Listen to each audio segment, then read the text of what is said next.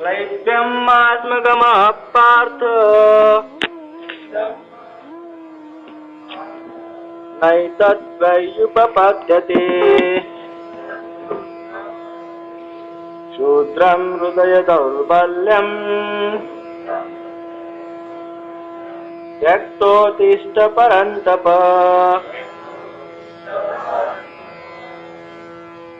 हे प्रथापुत्र, इस दीन नपुंसकता को प्राप्त मत हो, यह तुम्हें शोभा नहीं देती। हे शत्रुओं के दमन करता, हृदय की क्षुद्र दुर्बलता को त्याग कर युद्ध के लिए खड़े हो। तात्पर्य श्रील प्रभुपाद जी द्वारा। श्रील प्रभुपाद की अर्जुन को पृथा पुत्र के रूप में संबोधित किया गया है। पृथा कृष्ण के पिता वसुदेव की बहन थी, अतः कृष्ण के साथ अर्जुन का रक्त संबंध था। यदि क्षत्रिय पुत्र लड़ने से मना करता है तो वह नाम का क्षत्रिय है, और यदि ब्राह्मण पुत्र अपवित्र कार्य करता है तो वह नाम का ब्राह्मण है। ऐसे क्षत्रिय तथा ब्राह्मण अपने पिता के अयोग्य पुत्र होते हैं। अतः कृष्ण यह नहीं चाहते थे कि अर्जुन अयोग्य क्षत्रिय पुत्र कहलाए। अर्जुन कृष्ण का घनिष्ठतम मित्र था और कृष्ण प्रत्यक्ष रूप से उसके रथ का संचालन कर रहे थे। किंतु इन सब गुणों के होते हुए भी यदि अर्जुन युद्ध भूमि को छोड़ता है तो वह अत्यंत निंदनीय कार्य करेगा। अतः कृष्ण ने कहा कि ऐसी प्रवृत्ति अर्जुन के व्यक्तित्व को शोभा नहीं देती। अर्जुन यह तर्क कर सकता था कि वह परम पूज्य भीष्म तथा स्वजनों के प्रति उदार दृष्टिकोण के कारण युद्ध भूमि छोड़ रहा है, किंतु कृष्ण ऐसी उदारता को केवल हृदय दौर्बल्य मानते हैं। ऐसी झूठी उदारता का अनुमोदन एक भी शास्त्र नहीं करता। अतः अर्जुन जैसे व्यक्ति को कृष्ण के प्रत्यक्ष निर्देशन में ऐसी उदारता या तथाकथित अहिंसा का परित्याग कर देना चाहिए। ओम अज्ञानतिमिरान्धस्य ज्ञानाञ्जनशलाकया चक्षुरुन्मिलितं येन तस्मै श्रीगुरुवे नमः। श्रीचैतन्यमनोभीष्टं स्थापितं येन भूतले स्वयं रूप कदा मह्यं ददाति स्वपदान्तिकम्। वन्देऽहं श्रीगुरो श्रीयुतपदकमलम् श्रीगुरोन् वैष्णवांश्च श्रीरूपं साग्रजातं सहगण रघुनाथान्वितं तं सजीवं साद्वैतं सावधूतं परिजनसहितं कृष्णचैतन्यदेवं श्रीराधाकृष्णपादान् सहगण ललिता श्रीविशाखान्वितंश्च। हे कृष्ण करुणा सिन्धो दीनबन्धो जगत्पते गोपेश गोपिकान्त राधाकान्त नमोस्तुते। सप्तकाञ्चन गौरांगी श्रीराधे वृन्दावनेश्वरी वृषभानुसुते देवी प्रणमामि हरिप्रिये। वाञ्छाकल्पतरुभ्यश्च कृपा सिन्धुभ्यैव च पतितानां पावनेभ्यो वैष्णवेभ्यो नमो नमः। जय श्री कृष्ण चैतन्य प्रभु नित्यानंद श्री अद्वैत गदाधर श्रीवासादि गौर भक्त वृंद। हरे कृष्ण कृष्ण कृष्ण हरे हरे, हरे राम राम राम हरे हरे। श्रील प्रभुपाद की जय। प्रभुपाद महाराज तात्पर्य में बता रहे हैं कि क्या करना चाहिए अर्जुन में। अर्जुन की जो स्थिति हुई है, हमने देखा कि अर्जुन के माध्यम से हमारे स्थिति का ही वर्णन हो रहा है पहले ही दिन से। किस प्रकार से ये सारी सिचुएशन, ये सारी परिस्थिति हमारे लिए है। नहीं? सब शब्द जो बोले जा रहे हैं वास्तव में हमारे लिए बोले जा रहे हैं। अर्जुन के हम बहुत बहुत ऋणी है, क्योंकि उनके कारण ही हमारे लिए इतने सारे शब्द बोले गए भगवान के द्वारा। नहीं? तो भगवान जो पिछले श्लोक में हम कह रहे थे कि भगवान जो बात कर रहे हैं तुरंत अर्जुन के सारे आर्गुमेंट्स को, सारे तर्क को उन्होंने खारिज कर दिया। तो यहां क्या कह रहे हैं? क्लैब्यम आत्मगमः पार्थ नैतत्वं यु प्रपद्यते शूद्रम हृदय दौर्बल्यम त्यक्तोत्तिष्ठ परन्तप। अब आप ये समझ सकते हैं यहाँ पे क्लैब्यम का अर्थ क्या है। नपुंसकता। भगवान कृष्ण ऐसे क्यों बोल रहे अर्जुन को? इतना भयंकर ऐसे क्यों बोल रहे, इन शब्दों का प्रयोग क्यों कर रहे? क्योंकि भगवान हृदय से अधर्म का नाश करना चाहते हैं, अधर्मी का नाश करना चाहते हैं। जो अधर्म है, जो राक्षसी प्रवृत्ति है, उसको भगवान नष्ट करना चाहते हैं। और यदि कोई उस प्रवृत्ति के लिए अच्छी बातें कहता है, अर्जुन उस प्रवृत्ति को प्रोत्साहित कर रहा है। राक्षसी प्रवृत्ति या अधर्म की प्रवृत्ति को अपने अंदर के भावों से, मोह से और प्रोत्साहित कर रहे हैं अर्जुन। इसलिए भगवान थोड़े से अंदर से उनको कहते हैं कि किस प्रकार से तुम्हारे अंदर ये भाव आ गया है, हमने पिछले समय देखा है। तो युद्ध हो रहा है। भगवान देखो कितने दयालु है, कितने दयालु है। चाहे तो वो तुरंत सुदर्शन चक्र निकाल के सारे अधर्म को खत्म कर सकते हैं, पर वो हमेशा हमेशा हमको चांस देते हैं। ठीक है, एक बार गलती किया है, कोई बात नहीं है, माफ कर देते हैं। क्षमा, क्षमा, दया, शांति, यह भक्तों की प्रवृत्ति। कहते कि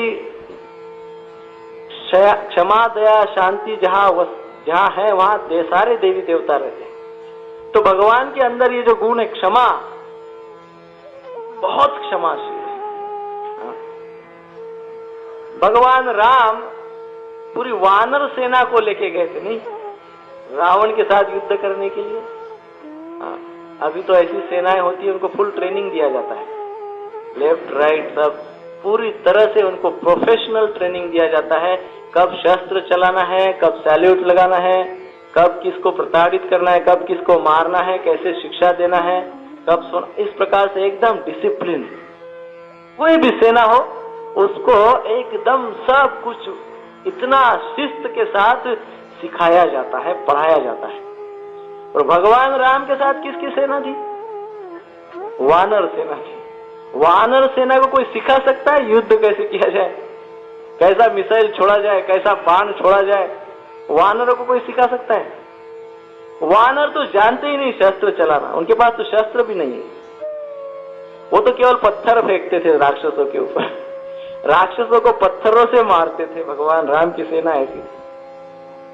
तो ऐसे सेना के साथ भगवान राम गए, समुद्र किनारे खड़े हुए, युद्ध हुआ, युद्ध चल रहा था। और उस युद्ध के समय विभीषण, जब सभी ने देखा कि विभीषण आ रहे हैं भगवान को मिलने के लिए, भगवान के पक्ष में जो थे, भगवान राम के पक्ष में बड़े बड़े मुत्सद्दी लोग थे, ज्ञानी लोग थे, शूरवीर थे, सुग्रीव वगैरह, सब लोग जब देख रहे थे विभीषण आ रहे हैं, तो लक्ष्मण वगैरह सब कहने लगे कि इसको पकड़ो, ये आ रहा है शत्रु पक्ष का, रावण का भाई है, केवल असुर ही नहीं है, ये तो रावण का भाई है और हमारी ओर आ रहा है, हमारी दिशा में आ रहा है। तुरंत इसको वहीं पे बंदी बना ले तो अच्छा है, इसको पकड़ लो। तुरंत पकड़ने के लिए वहां पे सब तैयार हो गए, लेकिन भगवान राम कहे रुको, ऐसा मत करो। तो भगवान राम क्या कहते हैं? अरे ये तो विभीषण है, रावण का भाई है, और वो तो शरण, उसके हाथ में ना शस्त्र है ना अस्त्र है, वो प्रणाम कर रहा है, और वो तो शरण आया है, समर्पण, हमको वो शरण आ रहा है, समर्पित हो रहा है हमारे ओर। यदि रावण भी आ जाए इसकी जगह और शरण हो जाए, समर्पित भाव से रावण भी आ जाए, तो मैं उसको भी क्षमा कर दूं, ये तो उसका भाई है। बताइए, भगवान की पत्नी को जिसने किडनैप किया, सीता माता को जिसने किडनैप किया, पकड़ के रखा, उसको, उसके लिए भगवान कह रहे कि यदि साक्षात रावण भी आ जाए विभीषण की जगह और वो क्षमा मांगे, आश्रय मांगे, तो मैं उसको भी क्षमा कर दूंगा। ये तो विभीषण है।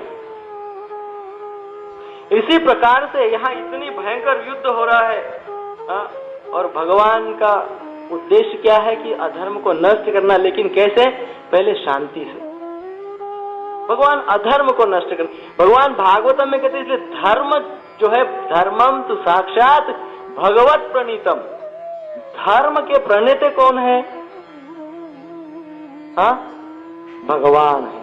कोई भी 4-6 लोग या एक बड़ा तबका खड़ा हो गया, 50, 200, 100, 200 लोग, और कहने लगे या अब हमने नया धर्म स्थापन किया, उसको धर्म कहते हैं क्या? वो धर्म नहीं है। धर्मम तो साक्षात भगवत प्रणीतम। भगवान के द्वारा जो धर्म की स्थापना हुई है वही वास्तव में, असलियत में वही धर्म है। दूसरी सब धोखाधड़ी है, सब स्वार्थ है, दूसरा अनर्थ है। तो हम यह देखते संसार में इस कार्य के लिए भगवान अधर्म को नष्ट करने के लिए जिस प्रकार से भगवान आगे आए, अर्जुन को प्रोत्साहित कर रहे, अर्जुन को उपदेश दे रहे, ज्ञान दे रहे, उसी प्रकार से भगवान के जो भक्त होते हैं, साधु संत होते हैं, गुरुजन होते हैं, वो क्या करते हैं? भगवान अधर्म का नाश करते हैं। साधु संत, भगवान के भक्त, गुरुजन ये क्या करते हैं? ये अनर्थ का नाश करते हैं। हमारे हृदय में जो अनर्थ है, जीवों के अंदर जो अनर्थ है, अधर्म है, उसको नाश करने के प्रयास ये साधुगण, संतगण, गुरुजन करते रहते। तो ये भगवान की सेवा ही करते हैं। परंतु हम देखते हैं कि संसार में कहा जाता है, सारे संसार में यदि युद्ध हो रहा है तो वो किस लिए, क्यों हो रहा है? धर्म की वजह से। हमने तो ऐसा ही सुना है। जो तथाकथित अधर्मी लोग हैं या सेक्युलरिज्म, सेक्युलर जो लोग हैं, वो ये कहते हैं कि सारे संसार में युद्ध इसलिए हो रहा है क्यों? कि लोग धर्म को मानते हैं। लेकिन सारे संसार के सारे धर्मों के प्रणेता उन्होंने क्या कहा? यदि हम ये सोचे तो हमको समझ में आएगा कि वास्तविक धर्म क्या है। यीशु क्रिस्त एक बार कहते हैं, I came not to send peace but sword. मतलब मैं इस संसार में शांति को भंग करने के लिए नहीं आया हूं, बल्कि अशांति को खत्म करने के लिए आया हूं। वो भी खत्म करने की बात करते हैं। जीसस क्राइस्ट, यीशु क्रिस्त क्या खत्म करने की बात करते हैं? वो खत्म करते हैं क्या? द्वेष। द्वेष को खत्म करना चाहते हैं। यीशु क्रिस्त, क्रिश्चियन धर्म भी यही कहता है। बाद में बुद्ध, भगवान बुद्ध क्या करते हैं? क्या कहते हैं? भगवान बुद्ध कहते हैं, उठो, जागो। कितने दिनों तक, कितने युगों तक सोते रहेंगे? उठो, जागो और युद्ध करो। किसके साथ? हमको कह रहे हो, अर्जुन को नहीं कह रहे। भगवान बुद्ध सारे जीवों को कह रहे हैं कि उठो, जागो, युद्ध करो। किसके साथ युद्ध करो? बुराइयों के साथ युद्ध करो, अधर्म के साथ युद्ध करो। जागो, सो मत। अधर्म हो रहा है, बुराइयां चल रही है, आप सोते मत रहो, चलने दो, हमको क्या है। भगवान बुद्ध, बुद्धिज्म कहता है। ज़रथुस्त्र, ज़ोरास्ट्रियन, वो क्या कहते हैं? Fight for God and right against the forces of darkness. भगवान के लिए युद्ध करो, मतलब भगवान के उपदेश जो है उनका पालन करने के लिए युद्ध करने की जरूरत पड़ी तो युद्ध करो। लेकिन किसके साथ युद्ध करो? अगेंस्ट डार्कनेस, अज्ञानता के साथ युद्ध करो। संसार में अज्ञानता भरी पड़ी है, इस अज्ञानता के साथ युद्ध करो। फिर मोहम्मद पैगंबर कहते हैं, you shall fight with in fight. मतलब जो नास्तिक टाइप के लोग हैं, जो भगवान के उपदेशों को नहीं मानते हैं, जो ईश्वरवाद को नहीं मानते हैं, उनके साथ तुम युद्ध करो। नास्तिक लोगों के साथ युद्ध करो। और वो युद्ध करेंगे तो क्या होगा? इस प्रकार से आप उस उपदेशों का पालन करोगे तो क्या होगा? आपको उसका फल मिलेगा। और यदि पालन नहीं करोगे तो आपको उसका दंड मिलेगा। देखिए क्या कहते, मतलब सारे धर्म जो है वो सारे धर्म कहते हैं कि अज्ञानता, दुष्टता, बुराइयां, इन सब के साथ युद्ध करो। लेकिन तथाकथित अधर्मी लोग क्या कहते हैं कि जितने सारे युद्ध हो रहे हैं वो युद्ध धर्म के कारण हो रहे हैं, है ना? गम्मत की बात है, मजाक है। सेक्युलरिज्म कहता है कि ये धर्म के कारण युद्ध हो रहे हैं। ये प्रश्न ये पूछा जा सकता है, अभी तक जितने युद्ध हुए हैं, महायुद्ध या कोई भी युद्ध, दो देशों में या पूरे संसार में या पूरे वर्ल्ड में, सारे दुनिया में, कौन सा युद्ध धर्म की वजह से हुआ, कोई बता सकता है? वर्ल्ड वॉर पहला महायुद्ध धर्म की वजह से हुआ? नहीं हुआ। दूसरा महायुद्ध धर्म की वजह से हुआ? वियतनाम वॉर धर्म की वजह से हुआ? नहीं हुआ। गल्फ वॉर तेल की वजह से हुआ, धर्म की वजह से नहीं हुआ। तो कैसे कहा जा सकता है कि धर्म की वजह से युद्ध हो रहा है? कोई भी अभी तक इंडिया पाकिस्तान वॉर धर्म की वजह से नहीं हुआ, लैंड की वजह से हुआ। जमीन हमारी है, बोले हमारी है। कोई भी बड़े युद्ध हुए हैं, कोई भी युद्ध धर्म की वजह से नहीं हुआ है। किस लिए हुआ है? तो हम ये प्रश्न ये पूछा जाता है कि इतना ज्यादा आतंकवाद, टेररिज्म, ये सब आतंकवाद धर्म की वजह से है, पर आतंकवाद धर्म की वजह से नहीं है। जो आतंकवादी है वो आतंकवादियों को वो कार्य करने के लिए कंपनसेशन दिया जाता है, उनके रिश्तेदारों को धन दिया जाता है, उनको कहा जाता है कि आप बड़े आराम से रहोगे, आपको राज दरबार दिया जाएगा, महल दिया जाएगा, पैलेस दिया जाएगा, बिल्डिंग दिया जाएगा, प्रॉपर्टी दिया जाएगा। आपको एक बॉम्ब रखना है, बॉम्ब रख दो, आपकी 7 पीढ़ियों को चलेगा, इतना धन हम दे देंगे, और रख देते हैं। तो ये युद्ध धर्म के लिए हो रहा है या धन के लिए हो रहा है?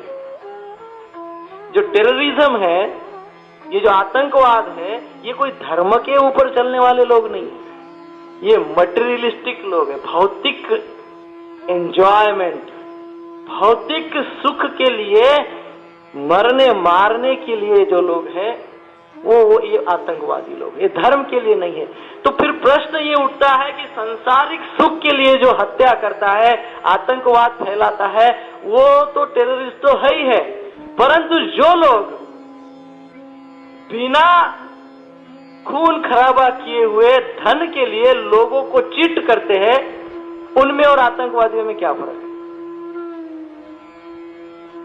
तो वो भी तो अधर्मी, वो भी तो राक्षस हो गए। तो कहने का तात्पर्य यह है कि जो भी कोई रिलीजन, धर्म के ऊपर धर्मांध होके यदि किसी को मारता है, काटता है और कहता है कि धर्म ये कहता है कि इनोसेंट लोगों को मारो काटो, तो वो धर्म नहीं। मोहम्मद पैगंबर क्या कहते हैं, या बुद्ध क्या कहते हैं, या कृष्ण, भगवान कृष्ण क्या कह रहे हैं, ज़रतुष्ट्र क्या कह रहे हैं? किसी भी धर्म प्रणेता को देखो तो बोले बुराइयों को खत्म करो, अच्छे लोगों को मारो, किसी ने नहीं बताया। तो इस प्रकार से है। तो जब तक हम अंदर रियल स्पिरिचुअलिज्म, जब तक हम आध्यात्मिक दृष्टिकोण नहीं अपनाते, तब तक युद्ध रुकेगा नहीं। युद्ध क्यों हो रहे हैं? क्योंकि मैं ये मानता हूं कि संसार, मुझे जो सुख चाहिए, मुझे जो भोगने का वस्तु चाहिए, विषय चाहिए, सुख चाहिए, वो संसार में है, बाहरी दुनिया में है। तो मुझे भी चाहिए, आपको भी चाहिए, उनको भी चाहिए, सबको चाहिए। और वो सब क्या सोच रहे हैं? ये बाहर है, वस्तुओं में है। मुझे जो सुख चाहिए वो डेड वस्तुओं में, जो निर्जीव है, उन वस्तुओं में मेरा सुख है, और वो है लिमिटेड। तो लिमिटेड है, सबको चाहिए, तो मरो मारो एक दूसरे को। संसार में यही हो रहा है। इसी को कहते हैं डेडली कंपटीशन, भयंकर प्रतिस्पर्धा। एक समय ऐसा आएगा, 10वीं में पास होने के लिए जिसको 100 में से 100 मार्क मिलेंगे वो पास, जिसको 99.5 मिलेगा वो फेल। क्यों? क्योंकि कंपटीशन, स्पर्धा। सबको वस्तु चाहिए, वस्तुओं को एकत्रित करना है, सभी को करना है।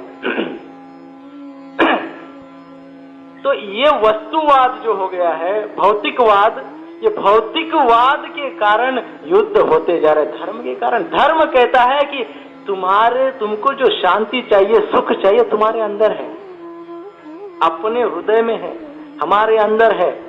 पर ये एकदम ऐसी बात लगती है, हमारे अंदर कैसा सुख शांति होगा? हम तो बचपन से ये बात सुनते आ रहे, कभी तो हमको दिखी नहीं हमारे अंदर शांति।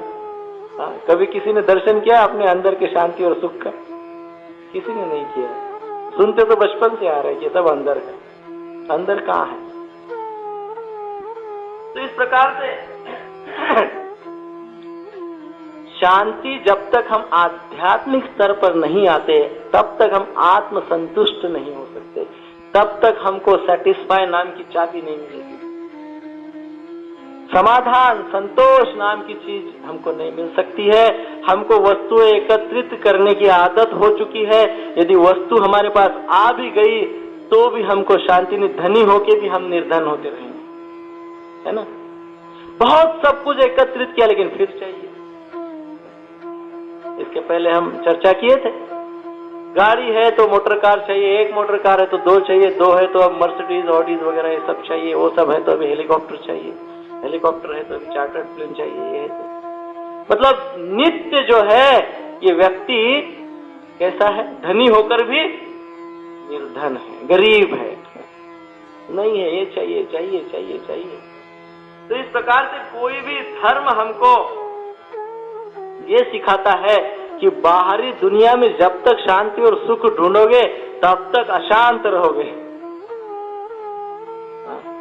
इसलिए अपने आप से पहले अंदर देखना चाहिए, अपने हृदय में देखना चाहिए। लोगों से, मनुष्य से प्रेम करना चाहिए, वस्तु से कम प्रेम करना चाहिए। इसके पहले उदाहरण दिए थे हम। आजकल तो ऐसे संसार में हो रही है बातें, वस्तुओं को प्राप्त करने के लिए मनुष्य का उपयोग किया जाता है, बल्कि होना क्या चाहिए? मनुष्य के ऊपर प्रेम करने के लिए वस्तुओं का उपयोग करना चाहिए। लेकिन होता एग्जैक्टली उल्टा है। वस्तुओं के प्रति इतना प्रेम है कि उनको प्राप्त करने के लिए हम कोई भी मनुष्य को यूज करके थ्रो कर देते हैं, यूज एंड थ्रो। नहीं तो यहां धर्म का उपदेश मतलब पहले इंसान बनिए, सुख शांति अपने अंदर ढूंढिए, क्योंकि हमारे अंदर है। जब भगवान का, ईश्वर का अंश हमारे हृदय में है तो सब कुछ हृदय में है, पर वो हम ढूंढने के लिए फेल होते जा रहे। तो इस श्लोक में कहा गया है कि क्लैब्यम महात्मगम पार्थ। तो अर्जुन जब शांति का प्रस्ताव लेके गए भगवान कृष्ण कौरवों के पास, वो भी देखिए युद्ध नहीं चाहते, पहले शांति का प्रयास कर रहे। कितने दयालु है, इतना सारा पाप किया इन लोगों ने, कौरवों ने कितना प्रताड़ित किया उनको, इतने अनेकों वर्ष तक जंगल में वनवास हुआ, फिर अज्ञातवास हुआ, फिर भी भगवान बोलते ठीक है ना, जाने दो, माफ कर दो उनको, माफ कर दो, क्षमा कर दो उनको। मैं जाता हूं उनको कन्विंस करने के लिए, उनको समझाने के लिए कि आप युद्ध मत करो, इन पांडवों को 5 गांव दे दो, हो गया बस, उससे ज्यादा उनको कुछ नहीं चाहिए। वो भी देने के लिए तैयार नहीं है। उल्टा दुर्योधन कहता है पकड़ो इसको, कृष्ण को पकड़ो, अरेस्ट करो उसको, कह रहे भगवान दया दिखा रहे हैं। तो इस प्रकार से भगवान का शांति प्रस्ताव ठुकराया गया। जब उस समय भगवान वहां पे गए तो माता कुंती, उन्होंने ये सब कुछ सुन रखा था कि कैसे उनके पुत्रों को प्रताड़ित किया गया। माता कुंती भगवान को कहती है कि हे कृष्ण, तुम अर्जुन और भीम को कहना मेरा ये संदेश, अर्जुन और भीम को मेरा ये संदेश कहना कि क्षत्राणियां इसी समय के लिए अपने बच्चों को जन्म देते हैं। कौन से समय के लिए? जब युद्ध आता है तो युद्ध के समय डगमगाना नहीं है, युद्ध करना है, शत्रुओं का नाश करके वापिस आना है। और यदि तुम ऐसा नहीं करोगे तो तुम्हारा धर्म असफल हो जाएगा। तुम यदि बीच में युद्ध छोड़ के वापिस आ जाओगे, उनको कहो कृष्ण यदि बीच में युद्ध छोड़ के वापिस वो आ गए तो मैं उनका मुख तक नहीं देखूंगी। ये संदेश महारानी कुंती भगवान के पास अर्जुन की दे देती। कहो उसको युद्ध नहीं करोगे तो मैं तुम्हारा कभी मुंह नहीं देखूंगी, अर्जुन को। और भीम के लिए मैसेज है। हाँ, जब भगवान शांति प्रस्ताव लेने के लिए गए थे तब उन्होंने अपना मैसेज दे दिया। जब शांति तो नहीं होगी, युद्ध ही होगा, और युद्ध होगा तो अर्जुन को मेरा ये संदेश जरूर समझा। फिर वो और आगे कहती है कि उनको कहना कि जब तुम्हारा जन्म हुआ था, अर्जुन को कहना कि जब तुम्हारा जन्म हुआ तो आकाशवाणी हुई, और आकाशवाणी ने गर्जना किया, कहा, बताया कि हे, ये जो तुम्हारा पुत्र है ये महापराक्रमी रहेगा, भयंकर पराक्रमी रहेगा, इसके सामने कोई शत्रु नहीं टिक पाएगा, सारे शत्रुओं का नाश करेगा ये। इसकी केवल पृथ्वी लोक में नहीं, स्वर्ग में भी प्रशंसा होगी, इसका जीवन सफल होगा, कौरवों का ये नाश करेगा, धर्म की ये स्थापना करेगा। भगवान कृष्ण का उपदेश, तुम्हारा उपदेश प्राप्त, भगवान कृष्ण का उपदेश प्राप्त करेगा। ये सब आकाशवाणी हुई थी उस समय जब जन्म हुआ तुम्हारा। ये कहो अर्जुन को। इसलिए इस श्लोक में यदि आप देखें, क्लैब्यम आत्मगमः पार्थ, पार्थ इस नाम का शब्द प्रयोग किया गया। हमने पहले बताया था पहले अध्याय में, पार्थ इस शब्द को इस पूरे भगवत गीता में 38 बार भगवान ने उच्चारण किया है। पार्थ पार्थ पार्थ पार्थ क्यों? क्योंकि भगवान बताना चाहते कि तुम मेरे कितने क्लोज हो, कितने करीब हो। क्योंकि पार्थ मतलब पृथा, पुत्र। पृथा कौन है? कुंती महारानी। तो पार्थ बोलने का उद्देश्य है भगवान का यहाँ पे कि हे पार्थ, मतलब समझो। अर्जुन को उनके माता का याद दिलाते हैं भगवान कृष्ण, उनके माता जी की याद दिलाते, याद करो अपने माता का संदेश। क्या कहा था उन्होंने? युद्ध करो, युद्ध के बीच में वापिस मत आओ, यदि आओगे तो तुम्हारा मुख नहीं देखोगे। युद्ध करो। ये भगवान इसलिए यहाँ पृथा कहते, पार्थ कहते कि तुम्हारे माता का वो संदेश याद करो। कुछ नहीं तो कम से कम अपने माता का तो आदेश पालन करो, युद्ध करो। तो इस प्रकार से आगे क्लैब्यम आत्मगमः पार्थ। कुंती रानी कहती थी उस समय भगवान कृष्ण को कही कि सन्यास तुम्हारे लिए नहीं है, न तुम्हारे लिए सन्यास है, और व्यापार भी तुम्हारे लिए असंभव है, क्योंकि व्यापार में बहुत बड़ी सहनशीलता चाहिए। तुम क्षत्रिय हो, क्षत्रिय व्यापार करेंगे तो मुश्किल हो जाएगा, असंभव हो जाएगा। इसलिए तुम क्या करो, युद्ध के सिवा तुम्हारे पास कोई पर्याय नहीं है। और भगवान इसलिए उनको कहते हैं कि पार्थ समझो, अर्जुन समझो, अपनी माता का आदेश का पालन करो। लेकिन यह समझाते वक्त भगवान कहते क्लैब्यम, अरे एक कायरता कहां से आ गई? कायर कैसे हो गई नपुंसक? यहाँ कहा गया है। तो भगवान कृष्ण का उद्देश्य जो है अर्जुन को इस प्रकार से बताने के लिए, ये नहीं है कि अर्जुन को जबरदस्ती प्रताड़ित करे, लेकिन भगवान को याद दिलाना चाहते कि उनकी कितनी शक्ति है उनके पास, कितना आत्मविश्वास है अर्जुन के पास। साधारणतः सभी के पास आत्मविश्वास, आत्मशक्ति होती है, नहीं? सभी के पास आत्मशक्ति है, परंतु क्या हो गया उसको? भूलने की भी तो आदत है ना, नहीं? कल सुबह क्या खाया था? पट जैसे बोलिए 1 सेकंड में। नहीं यार, भूलने की आदत है। आत्मशक्ति सबके पास है, आत्मविश्वास है, इंटरनल पोटेंसी है, लेकिन भूल जाते हैं कि हमारे पास आत्मशक्ति है। याद दिलाने वाले चाहिए कि हमारे पास आत्मशक्ति है, इसलिए सत्संग में आना पड़ता है। वो बार बार बताते हैं कि आपके पास आत्मशक्ति है। हम सुन के कंटाल जाते हैं कि कितनी बार वही बात प्रभु जी, लेकिन क्या करें? शास्त्र यही कहता है कि आत्मशक्ति सुनो, समझो, मैं आत्मा हूं, शरीर नहीं हूं। इस बात को शास्त्र इसीलिए बार बार बार बार बताते हैं, हमारे शक्ति का हमको याद दिलाते, नहीं? इसलिए सत्संग में जाना चाहिए। तो भगवान कहते कि क्यों आ गई है क्लैब्यम, नपुंसकता, कायरता तुम्हारे अंदर क्यों आ गई है? क्योंकि आगे के इसमें कहा है कि क्षुद्रम हृदय दौर्बल्यम त्यक्तो तिष्ठ परंतप। क्षुद्रम हृदय दौर्बल्यम, ये जो कायरता इसलिए आ गई है नपुंसकता की, हृदय दुर्बल हो गया। हृदय दुर्बल होने से व्यक्ति में कायरता आती है, भय आता है, नपुंसकता आती है। हृदय दौर्बल्यम क्षुद्रम हृदय दौर्बल्यम। अब क्षुद्र यहाँ क्यों कहा गया है? क्षुद्र इसलिए कहा गया है, पहली बात तो यह है कि ये जो दुर्बलता है ये तुच्छ बात है, क्षुद्र बात है, तुच्छ चीज। हृदय को दुर्बल बनाना तुच्छ बात है, निकृष्ट बात है। और दूसरा बात है कि यह हृदय की दुर्बलता, मतलब यह तुच्छता तुम्हारे अंदर कैसे आ गई है?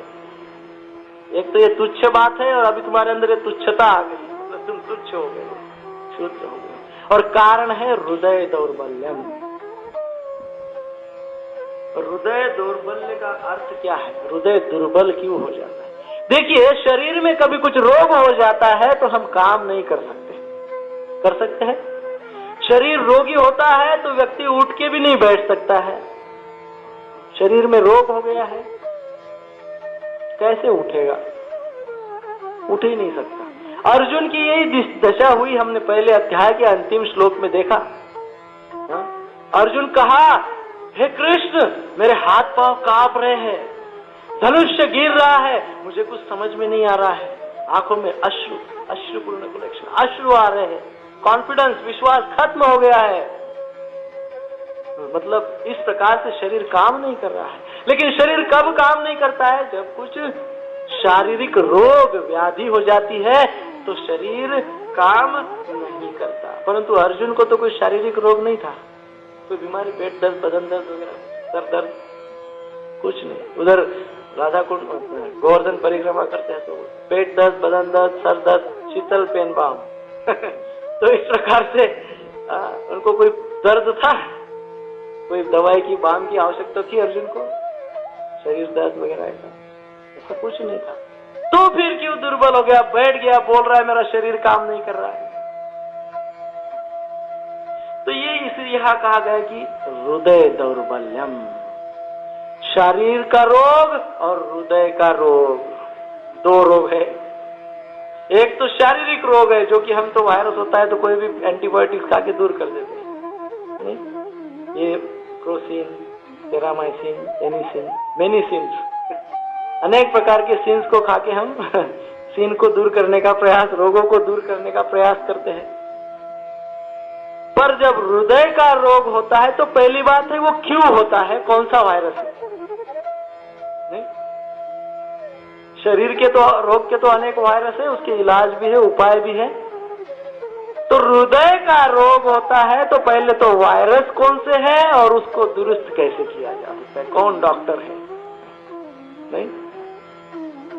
तो हृदय के रोगों के 6 वायरस है, बड़े भयंकर वायरस है।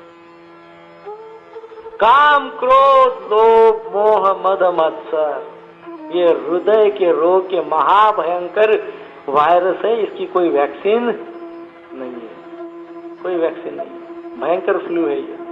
कोई काम रोगी होता है, कोई क्रोध का रोगी होता है, कोई लोभ का रोगी होता है, भयानक रोगी है ये। कोई मोह के रोगी होते हैं तो कोई मत्सर के रोगी होते हैं, इतने भयानक रोगी होते हैं। और ये वायरस पता नहीं कितनी बार कितना भयंकर घर कर चुका हुआ होता है हृदय में, वो दुरुस्त ही नहीं होता है। तो ये हृदय रोग और शारीरिक रोग, ये दोनों रोगों को जो दुरुस्त करेगा वो वास्तव में निरोगी है।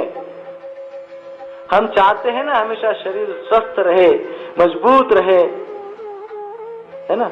ये हम चाहते हैं।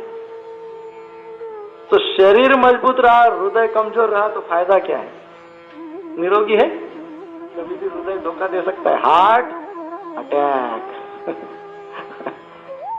कभी भी आक्रमण हो सकता है इन रोगों का भयानक, और वो हार्ट पे होता है। काम, क्रोध, लोभ, मोह, मद, मत्सर, ये सर के ऊपर, हाथ के ऊपर, पैर के ऊपर अटैक नहीं करते, डायरेक्ट हार्ट के ऊपर। कोई चांस ही नहीं मिलता है कोई समय नहीं मिलता है रिपेयर के लिए, इतना भयंकर अटैक करते हैं। तो अर्जुन को कौन सा रोग, अर्जुन के हृदय में कौन सा वायरस घुस गया था इस 6 में से? बताइए। हाँ, मोह, मोह का वायरस घुस गया, हृदय दुर्बल हो गया, हार्ट डिसीज हो गया, बड़ा भयंकर डिसीज है। लेकिन भगवान कृष्ण ने अपने उपदेश रूपी औषधि के द्वारा अर्जुन का ये रोग ठीक कर दिया, है ना। अर्जुन को भगवान पूछते हैं अंत में, अर्जुन क्या बात है, कैसे लग रहा है, ठीक हो गया, दवाई से कुछ फर्क पड़ा? डॉक्टर पूछते हैं ना, आपको 3 दिन दिया था दवाई, 3 दिन के बाद फिर चौथे दिन आना बोलते हैं डॉक्टर, और फिर पूछते हैं कैसा, कितने % ठीक है, 50, 60, 70, 100, कितनी % ठीक लग रहा है? बोलते हैं ठीक लग रहा है। तो भगवान अंत में पूछते हैं अर्जुन को, कैसे लग रहा है, अभी ट्रीटमेंट हुई है, कैसे लग रहा है, उपदेश दिया है? तो अर्जुन कहते, नष्टो मोहा श्रुतिर्लब्ध्वा करिष्ये वचनम तवा।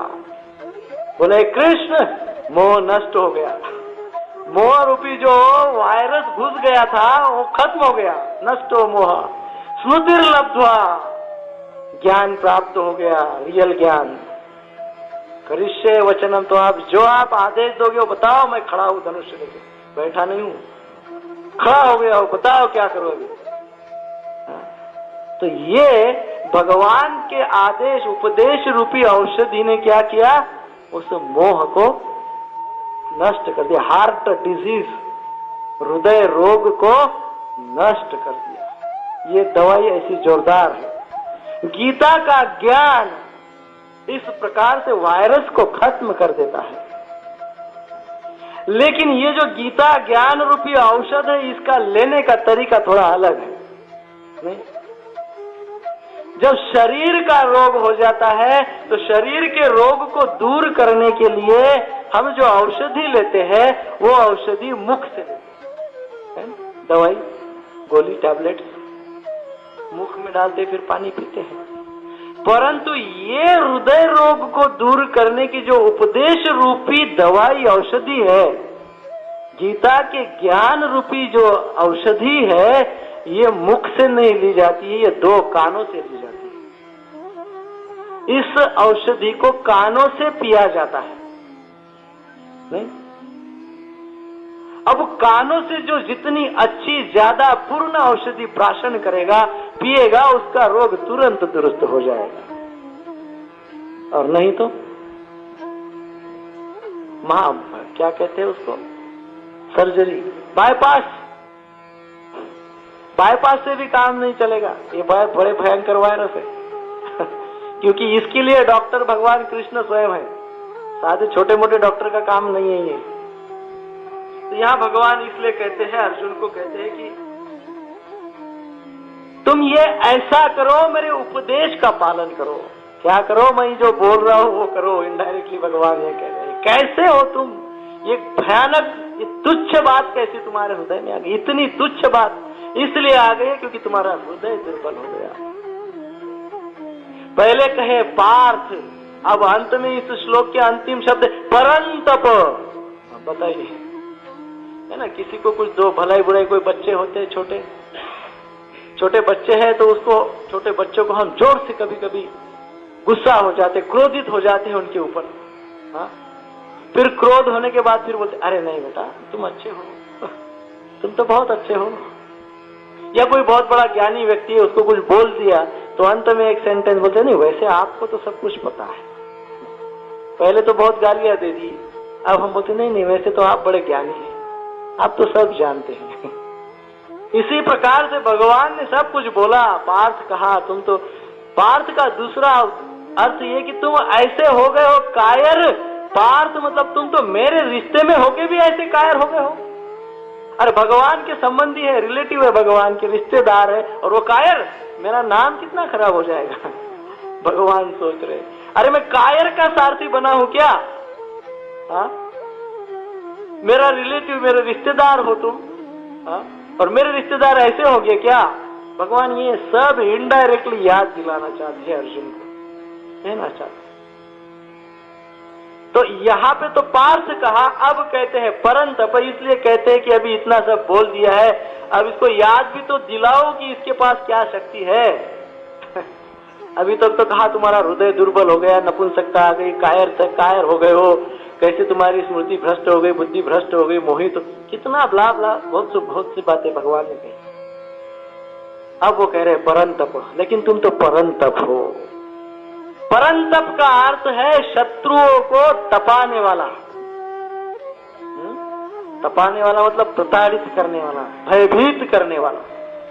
शत्रु पक्ष केवल अर्जुन के नाम से ही भयभीत हो जाते हैं। तो शत्रुओं को भयभीत कराने वाला परंतप, तुम्हारा ऐसा बड़ा नाम है। दूसरा अर्थ परंतप होता है कि परम तप। परम मतलब उत्कृष्ट, तप मतलब तपस्या। तुम तो उत्कृष्ट तपस्या करने वाले व्यक्ति हो। हाँ?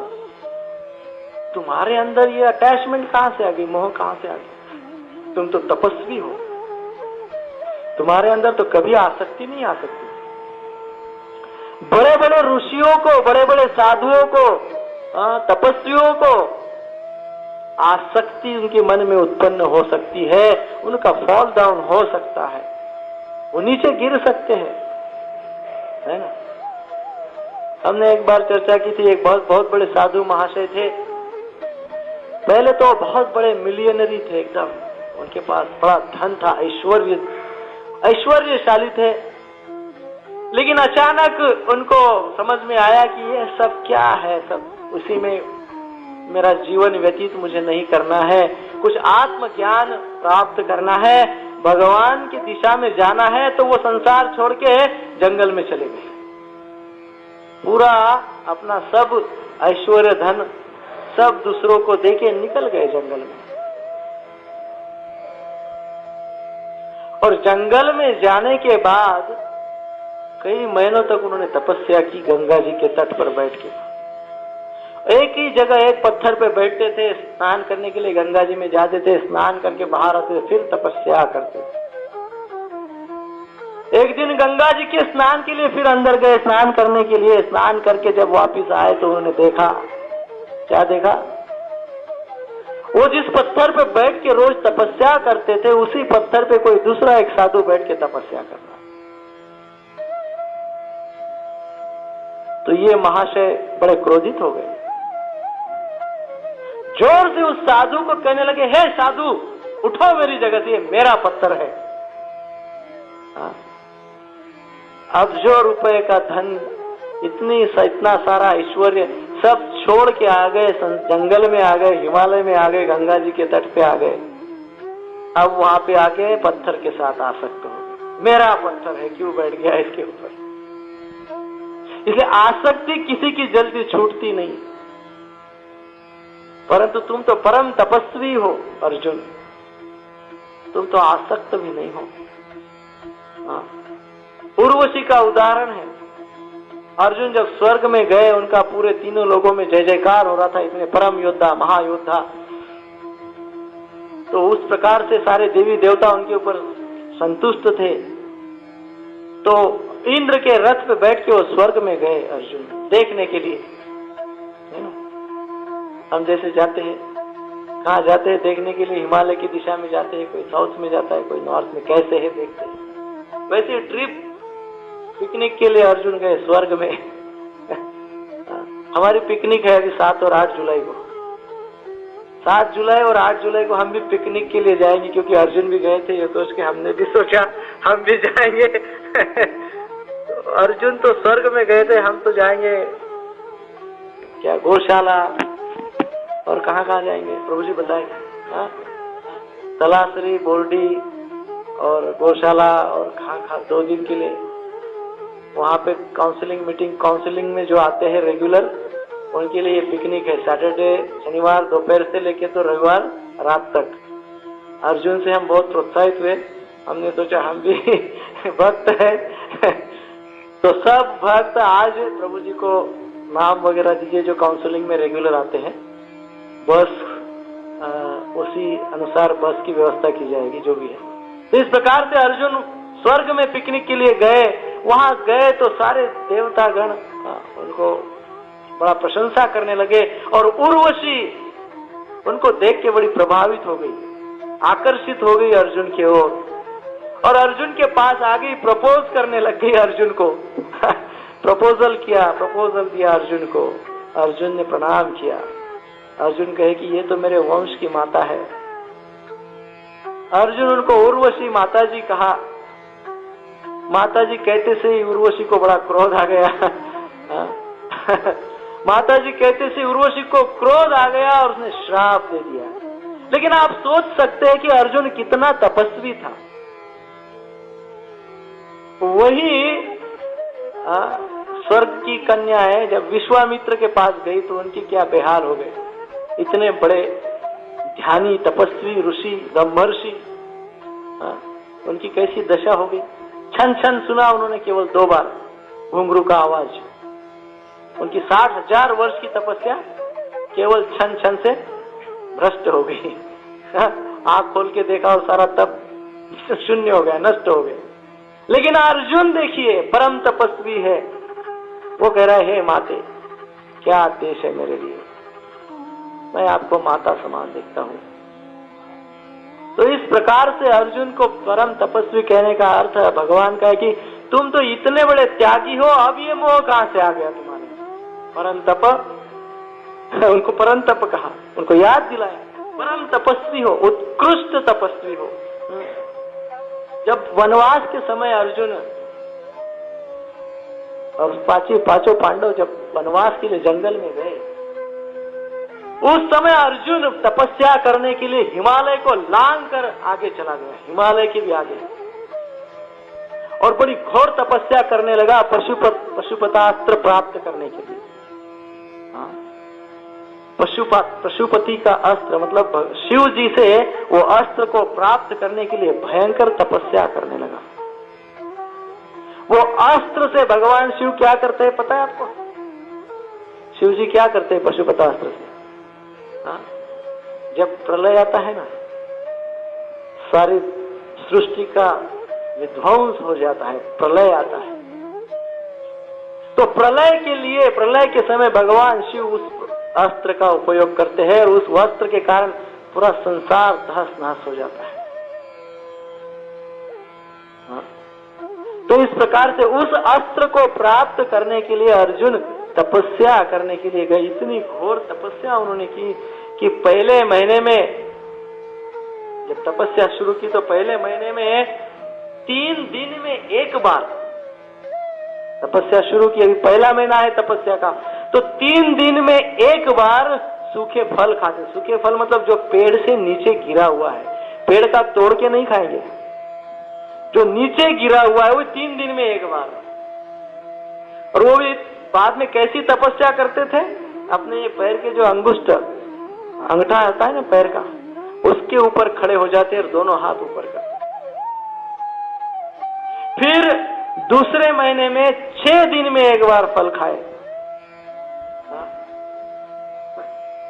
नीचे गिरे 6 दिन में 1 बार। फिर तीसरे महीने में 15 दिन में 1 बार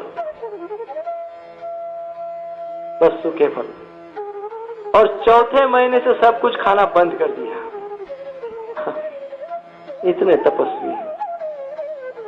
तो भगवान शिव देवी देवताओं को कहने लगे कि ये बड़ा परम तपस्वी है, ये मेरे जैसा ही तपस्वी है। भगवान शिव जी का ये वाक्य है। शिव जी कहते हैं कि ये मेरे ही जैसा तपस्वी है, मतलब भगवान शिव भी तपस्या करते हैं किसकी। तो इस प्रकार से शिव जी प्रसन्न हो गए और उनको पशुपतास्त्र प्रदान किया अर्जुन को। अर्जुन के पास पशुपतास्त्र। बाद में यमराज ने यमदंड दिया, वरुण देव ने वरुणास्त्र दिया, कुबेर ने अंतर्धान अस्त्र दिया और इंद्रदेव ने क्या दिया? इंद्र के पास क्या है? वज्र दिया। इस प्रकार से अर्जुन के तपस्या से प्रभावित होके इन सब देवताओं ने उनको अस्त्र शस्त्र प्रदान किए, है ना। तो इसके बाद देवता, विश्वदेव, ब्रह्मा, ऋषि, मुनि, ब्रह्मर्षि, नारद, इन सब ने आके अर्जुन को आशीर्वाद दिए, किसी ने अस्त्र दिया, किसी ने शस्त्र दिया। तो जब उर्वशी ने श्राप दिया अर्जुन को तो अर्जुन बड़े स्थिर थे, पर जब इंद्रदेव जिन्होंने इनको वज्र दिया वो थोड़े से चिंतित हुए। क्यों चिंतित हुए होंगे, क्या कारण हो सकता है, बता सकते हैं कोई? हाँ, ये तो सब पता है, टीवी पे तो सब सीरियल देखते रहते हैं। इंद्र का और अर्जुन का क्या रिश्ता है, क्या संबंध है? हाँ, इंद्र का मंत्र दिया, मंत्र उच्चारण किया कुंती महारानी ने, और इंद्र ने मंत्र उच्चारण की वजह से उनको पुत्र दे दिया। तो वास्तव में अर्जुन इंद्र का पुत्र है। तो इसलिए इंद्रदेव तो बड़े प्रसन्न थे कि मेरा पुत्र, ये जो है मैंने जिसको दिया है, ये जो पुत्र है ये बड़ा पराक्रमी है, बड़ा सात्विक है, धर्मात्मा है। तो बड़े आनंदित थे, लेकिन कहने लगे कि तुम चिंता मत करो, उर्वशी ने तुमको श्राप दिया है। क्योंकि उर्वशी को इन्होंने माता कहा तो उन्होंने उनको तुरंत श्राप दे दिया कि अच्छा तुमको मैं माता दिखती हूँ। अब ये श्राप लो, तुम नपुंसक हो जाओ। तो ये श्राप की वजह से फिर इंद्रदेव कहने लगे कि ये जो श्राप है वास्तविक में श्राप नहीं है, तुम्हारे लिए वरदान होगा। क्योंकि पांडवों को 1 वर्ष अज्ञातवास में रहना था और उसके बाद उनका पूरी शिक्षा 14 वर्ष का जो था वो खत्म होने वाला था, 13 वर्ष का, 12 और 1 13। तो इस प्रकार से इंद्रदेव कहे कि केवल 1 वर्ष तुमको ये श्राप रहेगा और वो भी तुमको वरदान के रूप में फलित होगा। तो इस प्रकार से अर्जुन को उसका उपयोग भी हुआ उस श्राप का, लेकिन अर्जुन के ऊपर इसका कोई प्रभाव नहीं। ठीक है, श्राप तो श्राप, कोई मोह नहीं था उस समय, कोई अटैचमेंट नहीं थी, कोई आसक्ति नहीं थी। तो इस प्रकार से तपस्या का बहुत महात्म्य है, बड़ा महात्म्य है। देखिए अर्जुन ने इतनी तपस्या की, इसलिए भगवद गीता हमको मिली सुनने को। भगवद गीता आज हमारे पास है, क्यों? क्योंकि अर्जुन ने इतनी तपस्या। और इस भगवद गीता को प्रभुपाद महाराज जी ने तपस्या के ऊपर बहुत भारी बोल दिया कि तपस्या करना। यदि गीता का ज्ञान प्राप्त करना है तो तपस्या करना चाहिए। अंत में भगवान अर्जुन को कहते हैं कि तुमको ये ज्ञान प्राप्त हुआ क्योंकि तुमने तपस्या किया। एक कारण ये भी है अनेक कारणों में से, तो तपस्या करना चाहिए। प्रभुपाद महाराज बार बार कहते तपस्या करना चाहिए। प्रभुपाद महाराज ने स्वयं इतनी तपस्या की कि इस भगवत गीता को हमारे लिए और आसान कर दिया। कितनी तपस्या, उनका हमारे ऊपर बहुत बड़ा उपकार है, पूरे संसार के ऊपर प्रभुपाद महाराज। इतना डिटेल में उन्होंने भगवत गीता को हमारे सामने प्रस्तुत किया। तो प्रभुपाद महाराज भी तपस्या के ऊपर बहुत बल देते हैं, क्योंकि उन्हें स्वयं तपस्या की। अर्जुन ने स्वयं तपस्या की, प्रभुपाद ने स्वयं तपस्या की। दोनों को, अर्जुन तो भगवान की कृपा तो प्राप्त किए और क्या कहते हैं, नष्टो मोहा, मोह तो नष्ट हो ही गया। लेकिन प्रभुपाद महाराज को साक्षात इस यहीं पे कलयुग में इसी शरीर में भगवान कृष्ण ने 2-3 बार दर्शन दिया और कहा कि ये उपदेश सारे संसार को दो। तो प्रभुपाद महाराज भी कह रहे कि थोड़ी तपस्या करो तो ये उपदेश आपको प्राप्त हो जाएगा। अब तपस्या कलयुग में कैसे करे और क्या करे? नहीं, अर्जुन के जैसा करेगा? चलिए ऋषिकेश के आगे क्या है?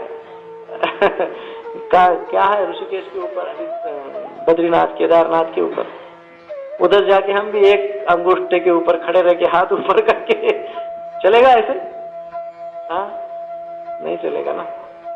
इसलिए प्रभुपाद महाराज कहते हैं, चैतन्य महाप्रभु कहते हैं कि तपस्या करना है कलयुग में तो कौन सी तपस्या करेंगे, क्या करेंगे? हरे कृष्ण महामंत्र का जप, हरे कृष्णा कृष्णा कृष्णा हरे हरे, हरे राम राम राम हरे। ये तपस्या यदि हम सही करेंगे ठीक ठीक से तो हम भी जूनियर परंतप हो जाएंगे। नहीं, सीनियर तो नहीं हो सकते, अर्जुन तो हम नहीं हो सकते, जूनियर परंतप जरूर हो जाएंगे। नहीं, तपस्या करना है। तपस्या कौन सी है कलयुग में? हरे कृष्ण महामंत्र का कीर्तन। कलयुग में एक ही उपाय है, हरे नाम नामेव केवलम कलो नास्तेव नास्तेव नास्तेव गतिरन्यथा। कलयुग में कोई दूसरी गति नहीं है, कोई दूसरा उपाय नहीं है, कोई इलाज नहीं है, कुछ नहीं है, एक ही बात है। क्या? हरे कृष्ण महामंत्र का जप और कीर्तन। ये जप और कीर्तन करने से क्या होता है? जप और कीर्तन करने से मन शुद्ध होता है, और जब मन शुद्ध होगा तभी भगवत गीता के उपदेश को हम समझ पाएंगे। नहीं तो मन कुछ बोल रहा है, हम कुछ बोल रहे हैं। वो इंग्लिश में वो एक फॉर्मूला है मैथमेटिक्स का, गणित का एक फॉर्मूला, वैसे हमारे भी फॉर्मूले हैं भगवत गीता समझने के। वो कहते हैं head plus heart, head plus heart is equal to happiness. जो हृदय में चल रहा है वही यदि मन में चले तो हमारा जीवन आनंदमय हो जाएगा। लेकिन मन अशुद्ध है और हृदय में भगवान परमात्मा के रूप में स्थित है, इसलिए हृदय तो चलो वास्तविकता हृदय शुद्ध है, लेकिन मन के संग में आ जाता है। हृदय मन के संग में आ जाता है, इसलिए क्या हो जाता है? अनहैप्पीनेस आ जाता है। लेकिन जैसा हार्ट वैसा यदि माइंड रहे, heart plus mind is equal to happiness. H H H, triple H formula है ना। तो ट्रिपल एच फॉर्मूला याद रखना चाहिए कि हृदय में भगवान स्थित है परमात्मा के रूप में।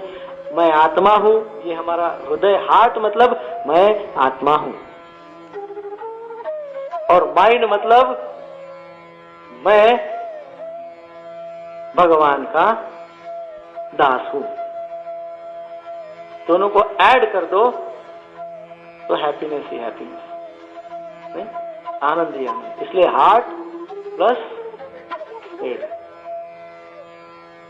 हरे कृष्णा कृष्णा कृष्णा हरे हरे, हरे राम राम राम हरे हरे। चलो प्रभुपाद की। तो इसलिए नित्य कीर्तन करते रहना चाहिए, अपने हेड को ठंडा रखना चाहिए। हेड को ठंडा रखना चाहते हैं तो नित्य कीर्तन कीजिए, नहीं तो हेड गर्म हो जाता है। हेड गर्म होता है तो हार्ट के साथ कनेक्शन टूट जाता है। हार्ट के साथ कनेक्शन टूट गया तो हार्ट का, हृदय का रोग हो सकता है, कोई भी एक, काम क्रोध लोभ मोह मद मत्सर, है ना। हरे कृष्ण।